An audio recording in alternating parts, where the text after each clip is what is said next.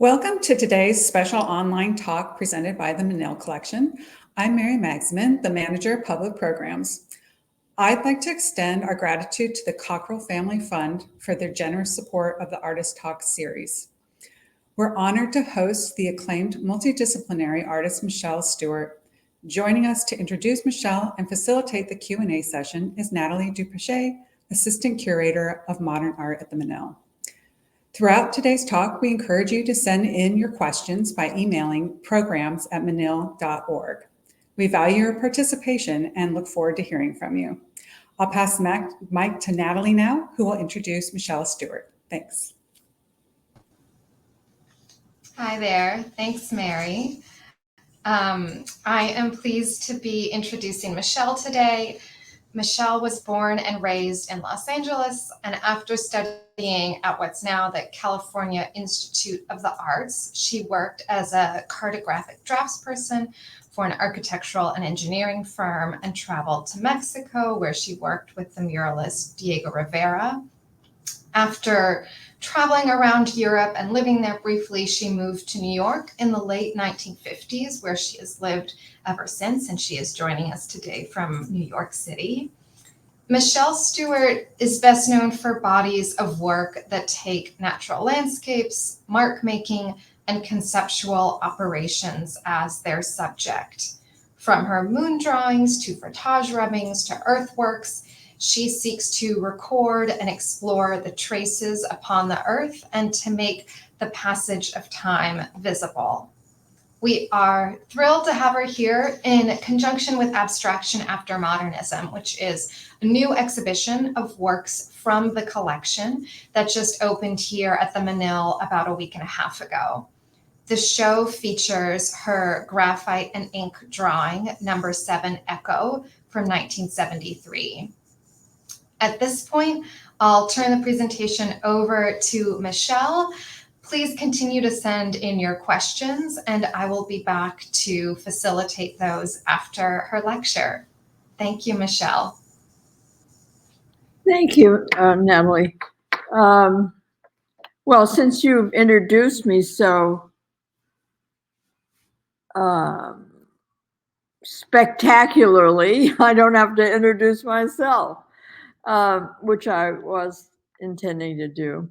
So I'm speaking with you here from New York City, and I'm going to start by saying that I've always loved to draw. I have to say that it was nourished by my parents. They liked to see that I was making art, and my mother even commissioned works of mine when I got older being high school.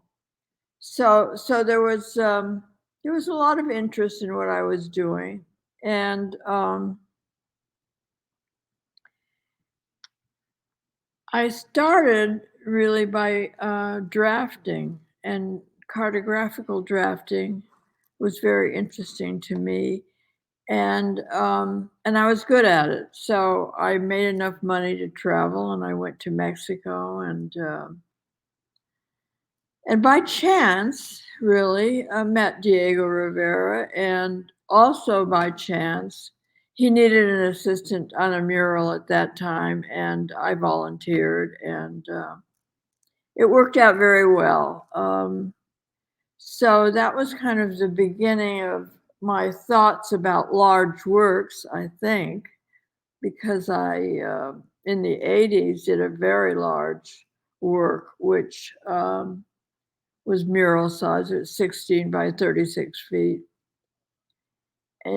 which was in the Brooklyn Museum lobby, which no longer exists. The work, however, still exists.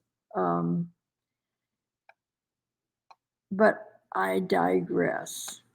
I started by wanting to make marks, and the marks I made were really about trying to see what we didn't see.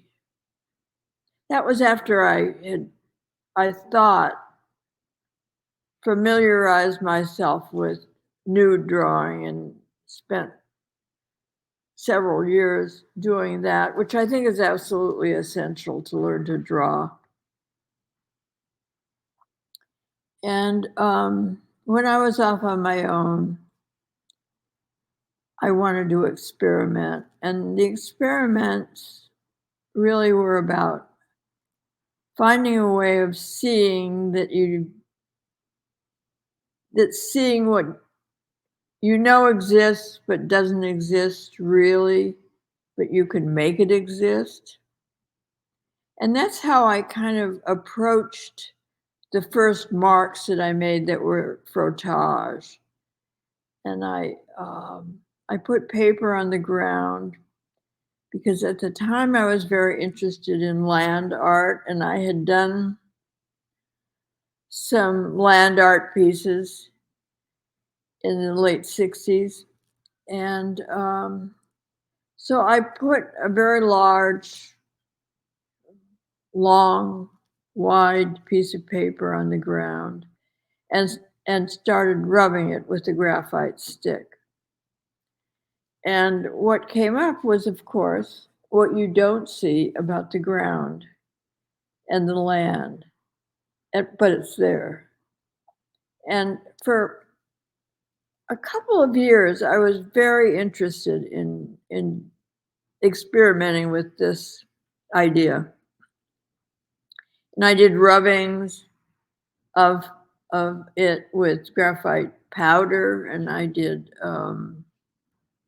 really anything I could experiment with that was marks on paper. And soon those works became a little known in the area here, and I got some commissions. And one of them was one at Art Park. This isn't changing. Oh, you can tell it to change. I tell it to change? You could say next. Huh? You could say next slide. Can you change this image? No, it's not changing. Oh, there. Well, here's an early scroll, and it's rubbed many times on the earth. And go on, keep changing.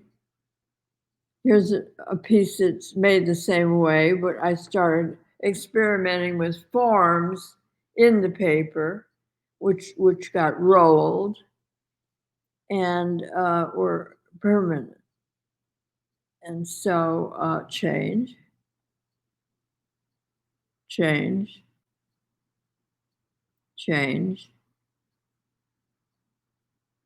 This is the earliest large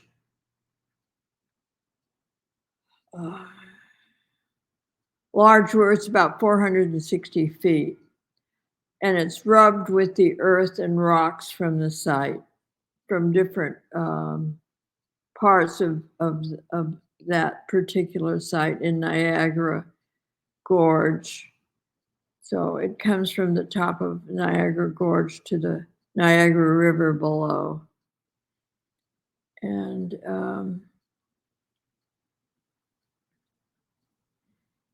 it's hard to see this drawing, but this is a drawing I made of that particular piece. It's a rather, for me, a rather figurative aspect of the view, straight on.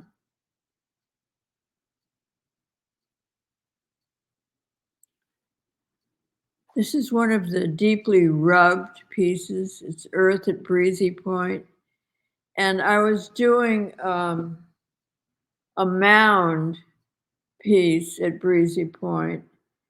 And then it was, I couldn't work on it the way I wanted to because the Parks Department had a problem with taking care of it later.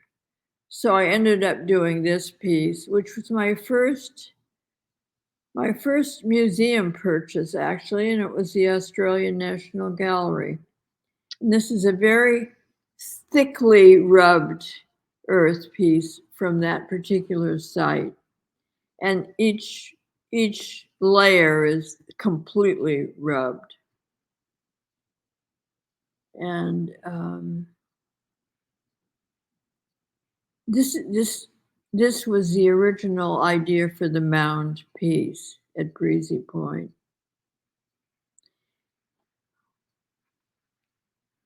Everything that I do some kind of draw. This is another one of the same place, demonstrating how the water would ripple down from the pinnacle of the mound. I always did a drawing for my artworks. Sometimes many drawings, sometimes just one or two. But drawings are exceedingly important for me to visualize, and because it allows you the change of mind, and it's an enhancement to your imagination. I think more than any other means of the arts. I mean, you could use wire, but outside of that, I think drawing is really, it is for me. Drawing is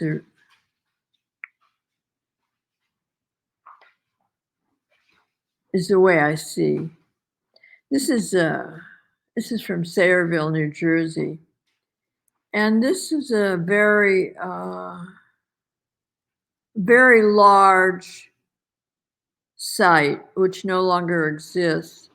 And is very unusual, and was very unusual for the East Coast, because it was a very colorful, large earth site.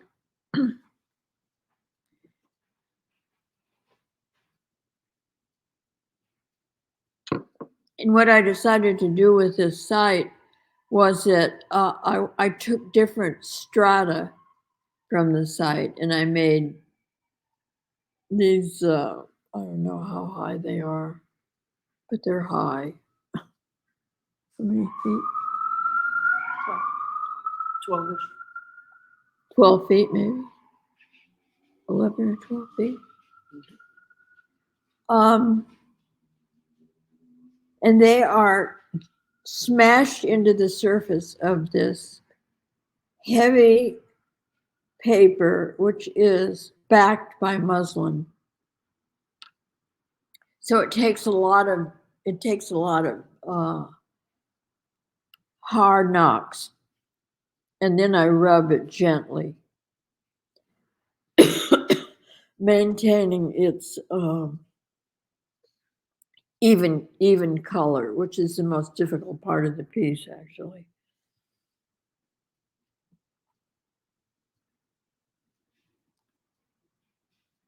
And this is also Sayreville, but in this particular, no, it isn't Sayreville. Yes. It's Copan.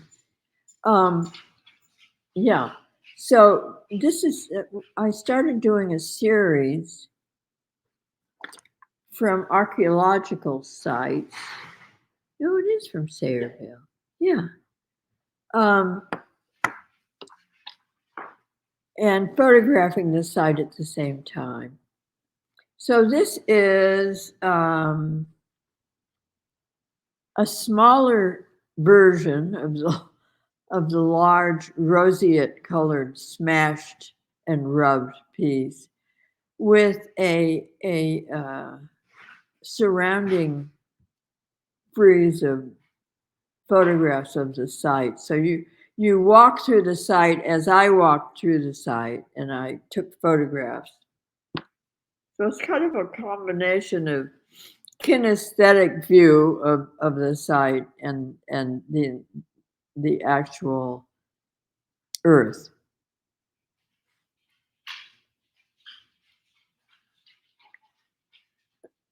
And usually I work in series, and I did a series of those. And this is an outdoor piece I did around the same time, I think. No, a little earlier, 1977. It was a commission that I wanted to do a piece about where we had disrupted nature. And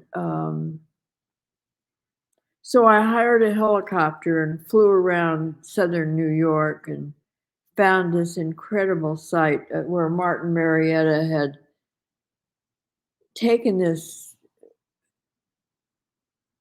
park-like beautiful area. It wasn't a park, but it could have been. It was just a wild area with animals, and bought the site, and because they wanted the gravel. So here was this actual gravel hole that they dug up and raped the whole territory. And I took a photograph of it, and I went down and I made 3 pieces from the different levels of what they had torn away. And it was kind of the beginning of my thoughts about how we are destroying the environment. And I would call this probably my first environmental piece, because it was so infuriating to see this, especially from the air, because you could see how lush the forest and the woods and the Palisades along the Hudson looked, and then there's this gaping hole in the ground. And when I worked there, the taking out of the gravel had stopped for a couple of years, and so I kind of conned the workmen who were at the door into me taking some photographs and doing a little digging in there. And it was very nice of them. I'm sure if the Martin Marietta knew that they allowed this, they probably would have been fired. But so I wanted to do a video piece. That was my early intention. And that didn't quite work out because of the video person wasn't very, he didn't show up, or it was a problem. So I ended up doing, simply doing this outdoor piece. So go on, please. And these are photographs I took of the site from the ground rather than the air. And as you go through them, you can walk through the site and see where I worked. And go on, move the slides a little bit. Here's where the site is on the Hudson River. And this is another form of drawing, of course, using a photograph, an aerial drawing, and a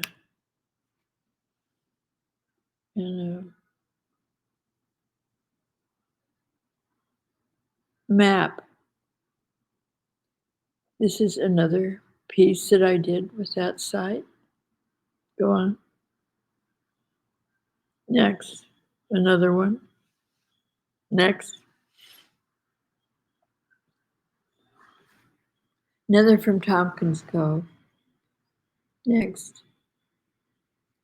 So you can see the variations that on Tompkins Cove that I did of drawing. And one of the reasons I included Tompkins Cove was because of the variations one can do about one place. Now, the next one that I have here is an outdoor piece that I did in Oregon called Stone Alignment Solstice Cairns. And I was invited to do a piece out there in their, well, they had a kind of museum where they invited artists to have shows, but I asked them if I could do an installation outside that I wanted to do. And I wanted to do this, and it was very interesting for me to do, just with one assistant. We built this whole piece with boulders. And the circle is about 100 feet in diameter to give you a rough idea of the size. And the photo is taken from above a bluff behind it. And change the slide. This is another drawing of that particular site with a frieze of photographs, but the drawing is very hard to see in the slide, but it's in the middle. Change. Yeah, here's another one. So you can see the variations of drawing that you can do about one piece. I mean, this was a piece. After I had done a drawing, I added the photographs that I'd taken after the piece was finished. Change. This is one that was a preliminary drawing. It's a little different than the finished piece. I think there may be another preliminary drawing here.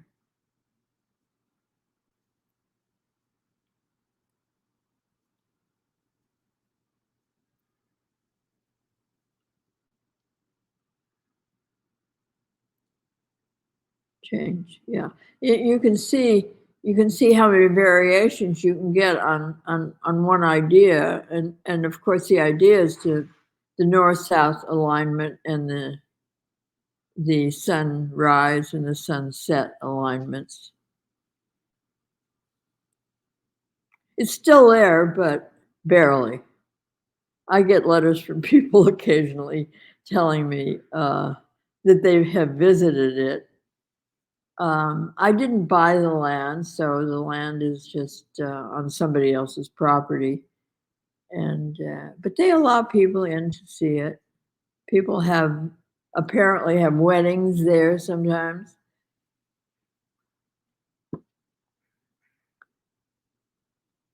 Change.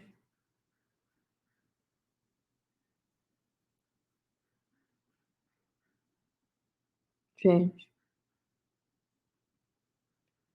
This is Passages Mesa Verde, and this is kind of an example of a combination of various ways of working, which is sculptural, the stacks, which are all paper stacks that I rubbed with earth, and they're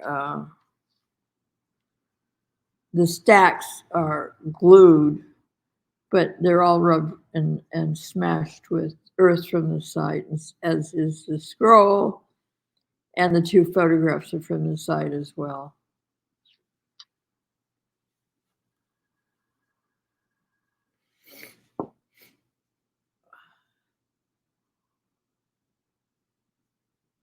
This is a variation on that theme of notes from different sites. These are 3 different sites. One of them's one in the west of the United States. I believe from Mesa Verde, yes. And one is Copan and the other is Quirigua. Quirigua is in Guatemala and Copan is in Honduras. And one of the ideas behind this type of thing is the talking to us. The notes left, in a sense, by time, that we kind of. I read this book about the caves in the Silk Route. And in one of the caves, there were rooms and rooms of Buddhist texts. And they had been there since the 14th century, and maybe they think the 8th century. And of course, the texts had mostly disappeared because of time. But what they were written on was still there, and they were written on books and on scrolls and on stacks, and that was kind of an amazing. I was amazed by that, and that was kind of when I read about that. I was very interested in archaeology. I still am, always have been. I was very taken with this idea of the ideas that are written and how they linger, but they linger in a form that we can only imagine. I mean, we can't read them, but in some way we can feel them.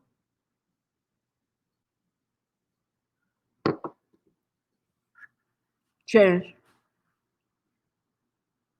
This is another of the Codex series, and this one is from Quirigua in Guatemala, an archaeological site. Oh, my allergy is getting the best of me today. And this is Derelict Tracks, an observatory, which I built and did for the New York Public Library for a show they did on the history of paper. And it's got everything in it, but it's all about drawing. I think there may be a detail. I'm not sure. Did I? No? No detail. Too bad. Well, there's no detail of derelict tracks, but it does have a lot of drawing in it. And there's different kinds of drawings of ideas and places, and hence derelict tracks, and how important they are to us. Remember, it's for a library. This was a series of drawings I did about seeds. I had read about in Xi'an, China, when they uncovered some very old boats in Xi'an, and underneath the boats were some lotus seeds. So they wanted to see if the lotus seeds, the boats were there for 2,000 years. They wanted to see if the lotus seeds were still viable.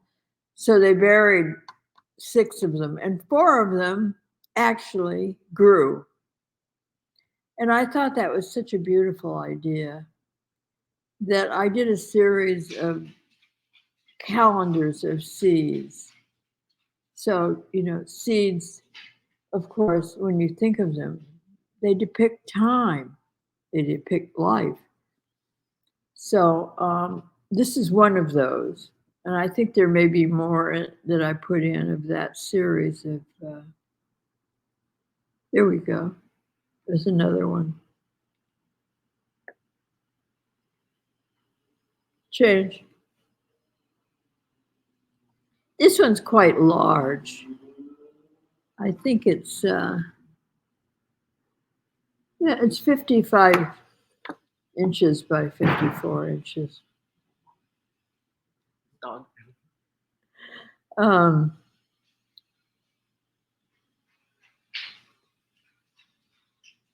Change.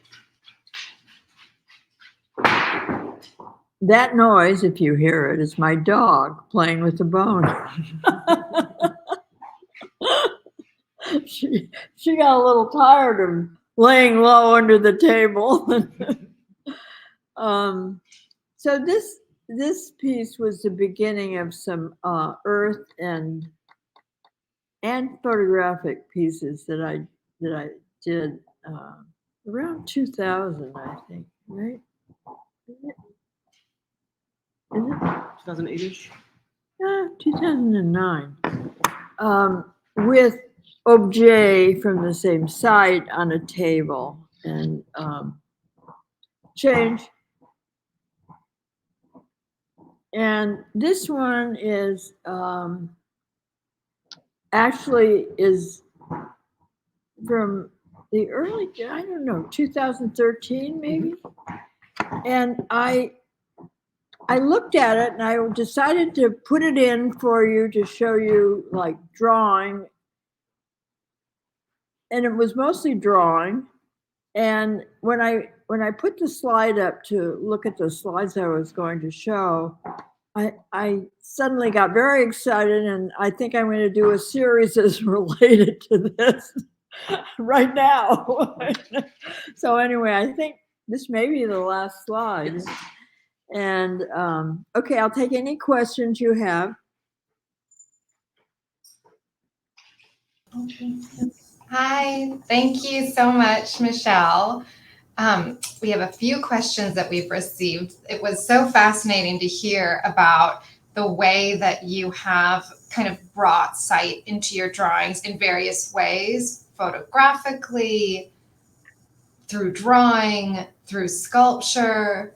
And one of the questions was how you choose the places that you create drawings of or that you explore in these myriad ways in your practice. Well, sometimes I choose them and sometimes they choose me. And that sounds kind of flip, but it is true.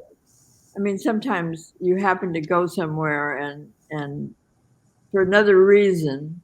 I mean, I can remember I went out to do some prints in New Mexico at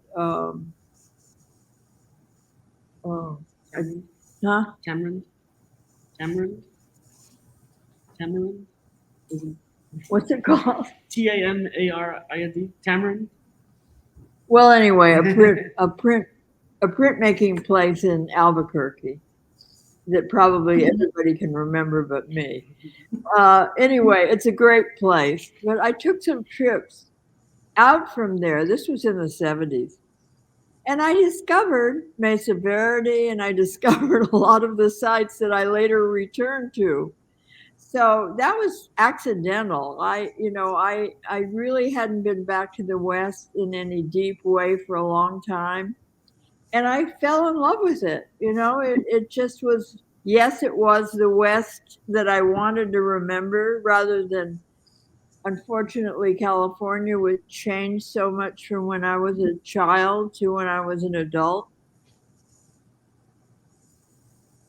That's giving you one example. But then another, other examples is that sometimes you're just traveling and you say to yourself, oh my God, this is incredible. This is, and the earth is incredible. I mean, that happened in Copan and Quirigua both. The earth in Quirigua was light and beautiful, and then a few miles, and I found a stash of incredible graphite, natural, dark, beautiful, silvery graphite, with red iron oxide veins in it. So a man was driving me from one place to another, and because he could get across the border from Guatemala to Honduras. And I said, stop, I've got to find a bag. And I went out and gathered all this graphite, And, for a long time, I used this natural graphite, big chunks. Uh-huh. So these things just, sometimes it's just serendipity is basically what it is. Since you mentioned the materials that you used, like this natural graphite, I'll ask this other question. Someone wrote in asking that since your artistic process encompasses this wide range of materials and mediums, some of which may pose challenges for conservation and preservation, they might deteriorate. And how do you think about the conservation of your artworks, the preservation, longevity? Do you think that is that sort of endurance of the artworks quite important to you? How do you think about Well, the of course it's conservation important. I side? want it to live. One of the reasons I never used very much spray on I could have. Uh-huh. And at the very beginning, I remember spraying one of the pieces with,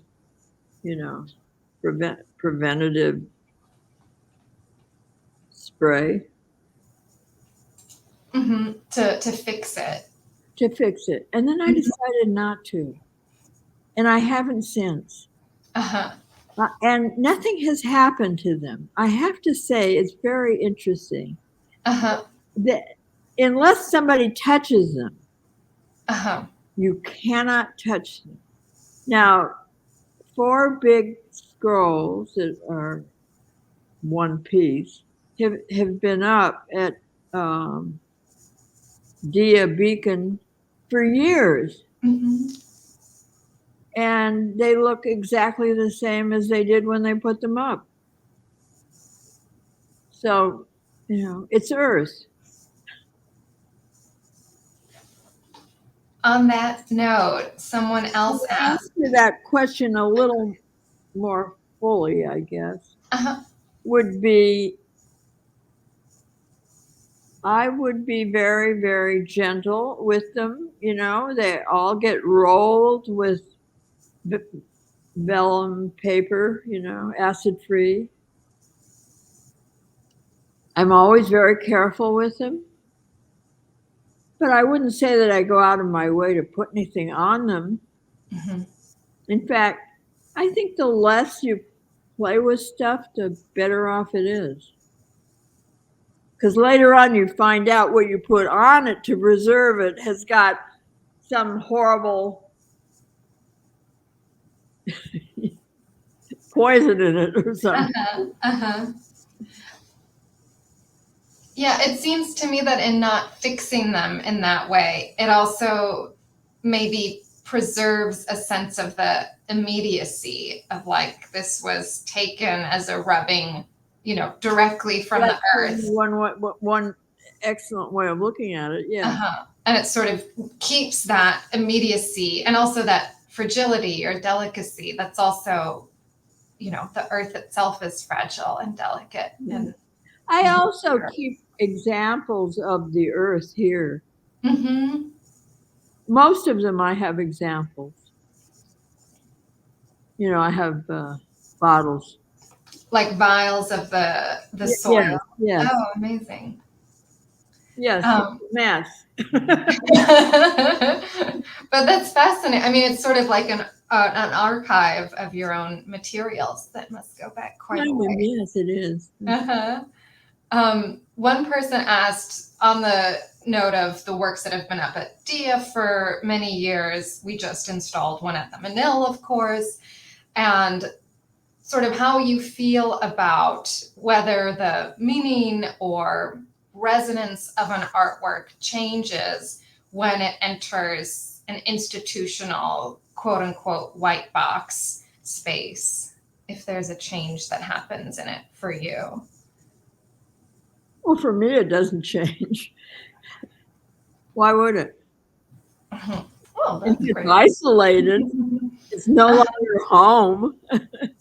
But most of them, when they're home, they're stored, so I don't see them anyway. I mean, I keep some of them out, of course, but not all of them. I mean, they're stacked. They're put away. They're rolled up and put away. So, I mean, I like to see them. I love to see them because they they're very alive for me when I see them. They give me ideas too to go Mhm. places. You never have enough time to follow all the ideas. Mhm. One person asked if you could speak a little bit more about the last work that you showed that I think was from 2013, the one called Field Notes that had all the small drawings on that slide. Can you tell us a bit more about that piece? Do I want to speak about it? Mhm. I have a- Let me see. You got the image right here. This one that's on the screen now again. Well, it's the title is correct. It's Field Notes.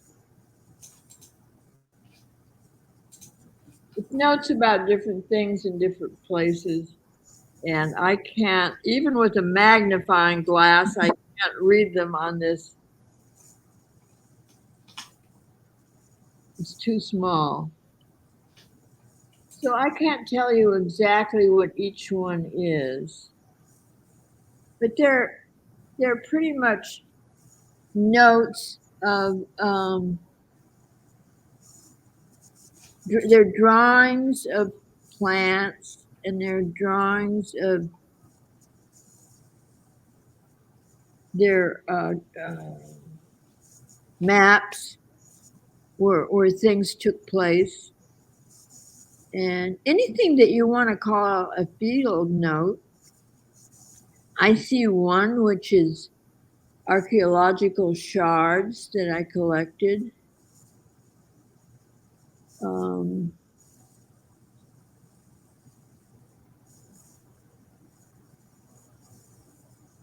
what else do you want to know? I know that you talked a little bit about the prevalence of drawing in your work. You started by saying how you've always loved to draw. You talked about drawing as an enhancement to the imagination. And I would just love to hear a little bit more about that. And maybe if you could sort of think about, is there something about the medium or process of drawing itself that makes it particularly well suited for or responsive to the issues and questions that you are exploring in your artwork? Definitely always has. Mm-hmm. Goes, directly from your imagination or your intellect through your arm into your hand onto the paper. Mm-hmm. I mean, you couldn't get more direct than draw. Mm-hmm. And how do you use photography in that process? Because I know sometimes you've combined both or drawn after photographs. In some ways, it's very similar. Uh-huh. I see it as being that's why most of the photography I do is not color photography, it's black and white. Because I think of drawing as black and white too. I mean, other people do amazing things with colored pencils. Uh-huh. But I don't, and I have nothing against what they do with colored pencils, but I prefer graphite. And I like the gray and the black and the white, and I like the shadow world. And I like the shadow world with photography too, actually. I think they go hand in hand. And when you began a little later on to incorporate the sculptural element in your works, like the books and Well, the actually, I was doing sculpture before I was doing the drawing. Okay. I was doing sculpture in the 60s, Mm-hmm. and it was with plaster. And I did a lot all through the 60s. I did plaster sculpture. I did drawings too, but I did plaster sculpture. And one of the things about the plaster sculpture is that I did a lot of casting, like I did casting of my face for some things, Mm-hmm. and then so you have the negative, So you start seeing things in a different way. You start seeing the shadow of things rather than Mhm. itself. You have both, which I found very intriguing.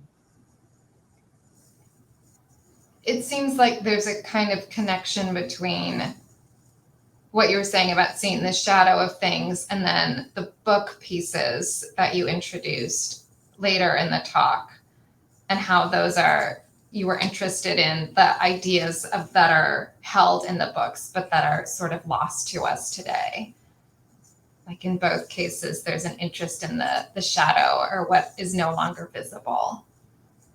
Well, I'd like to do some more work on that subject. I haven't used it up. Yeah. What are you working on now? That's what I'm working on now. Uh-huh. But I'm not actually physically working on it right now because I broke my leg and I'm a little incapacitated at the moment. But when I'm up and about, which I will be working on that. Mm-hmm. If I can take you back in time a little, I have another question that someone sent in. Says, as a pioneering artist whose career began to flourish in the 60s and 70s, could you share your insights into navigating the art world as a woman at that time? Now there's a good one. Yeah, well, good luck. I'm sure you have lots of stories about memories from that it's time. not easy. Mm-hmm. It's not easy. And I don't want to set anybody on the wrong track, because I think you have to, if you are passionate about something, you just keep being passionate about it and but tenacity is the main word, I think. Mm-hmm. The key word is keep up. Another key word is try to be in the center of the action.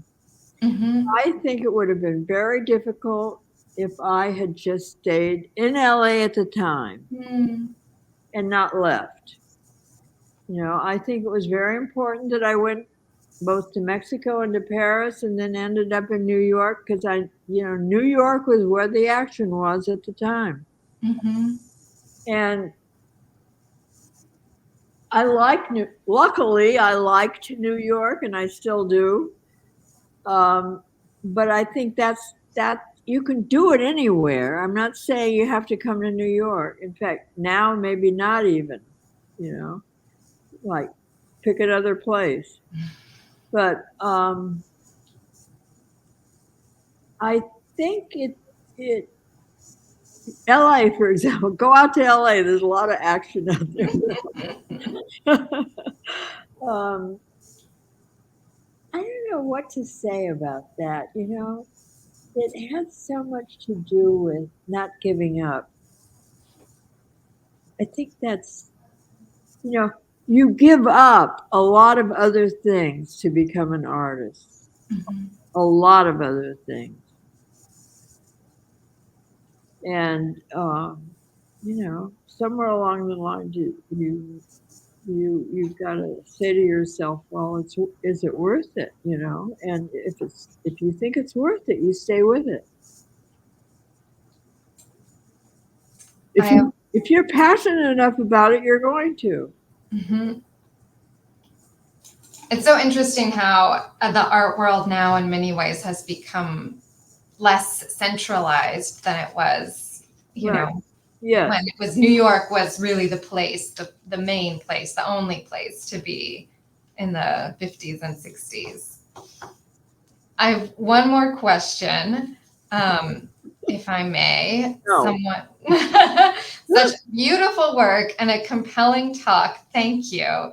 You mentioned at the beginning that rubbing reveals things on Earth that are present, but that we often don't talk about or don't notice, and your interest in making the invisible visible, like you said. And someone asked if you could talk a little bit more about those invisible things, those things that we don't notice. Oh my God. Well, as I said before, shadows. Mhm. Generally you see the substance and not the lack of. Yeah, I have to kind of Maybe an impossible. get out your flashlight, you know. Yeah, maybe an impossible question, but we're so glad to have had the chance to explore your career and work and learn more about the piece that's here on view in the galleries downstairs. What? Just thinking. Say that again. I was saying thank you so much for taking us through your Oh. career and work and talking about the That was pieces with another question. Okay. us. No. Quite welcome. Yeah. Thank you so much, Michelle. Okay, thank you. All right, take care. Thanks to everyone for joining us.